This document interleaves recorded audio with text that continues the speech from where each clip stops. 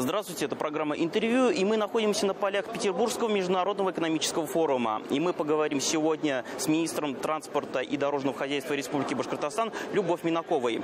Любовь Викторовна, расскажите, пожалуйста, о встрече, которая состоялась между Радием Фаритовичем Хабировым и генеральным директором Мостстрой-11 Николаем Александровичем Руссу. О чем все-таки была встреча, о чем договорились, расскажите детали. Да, встреча прошла плодотворно. Говорили о реализуемом объекте в городе Стерлитамак, Бельский мост, так называемый. Мост находился в аварийном состоянии. Капиталоемкий проект. Мостострой-11 приступил к нему в прошлом году. Работа идет хорошими темпами, поэтому в 26-м к концу они планируют его закончить, дай бог. Речь шла о финансировании этого проекта, как будут дальше проходить платежи. В общем, на позитивной ноте мы расстались, обо всем договорились, проговорили следующие проекты с ними, но заинтересована компания работать с Республикой Башкортостан.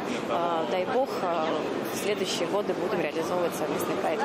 А насколько я помню, в августе будут завершены опоры на объекте, на Бельском мосту Стерлитамаке, да? Да, совершенно верно. К августу они планируют завершить опоры, заказывать металл, и к концу 2026 года будет окончание работы всех.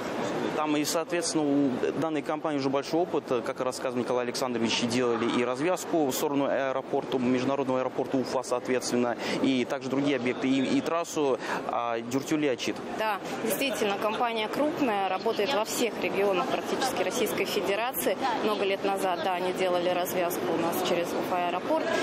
Также работают на федеральных объектах в Республике Башкортостан. На форуме традиционно обсуждаются вопросы развития транспортной инфраструктуры. Соответственно, очень много регионов, очень множество стран, очень множество компаний участвуют в переговорах и налаживают сотрудничество и так далее, и так далее, и так далее. Расскажите в целом, делегация из Башкортостана еще о чем разговаривала и с кем разговаривала по другим или иным проектам? Было много тем для разговора, потому что, конечно, мы заинтересованы в том, что развивать регион. Говорили и о дорожных объектах, реализации новых концессионных проектах.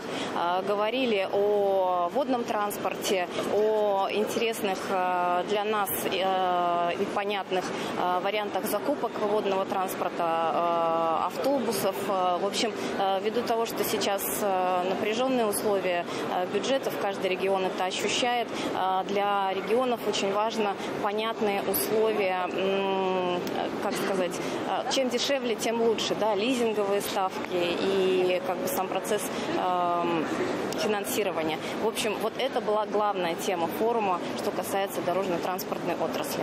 И авиасообщение тоже, насколько я помню, тоже об этом разговаривали на встрече. Да, была встреча, проговаривали с руководителем Росавиации Ядровым. Говорили о перспективах развития, говорили о субсидированных рейсах, о расширении маршрутов полета. На сегодняшний день у нас субсидируется всего 7 маршрутов совместно с Росавиацией. Но в планах у нас, конечно, осуществлять полетную сетку шире гораздо. И в данном случае это мы все проговорили и наметили сотрудничество. Благодарю, Любовь Викторовна, за беседу. А я напомню, у нас в гостях была министр транспорта и дорожного хозяйства Республики Башкортостан Любовь Минакова. До свидания и до скорой встречи.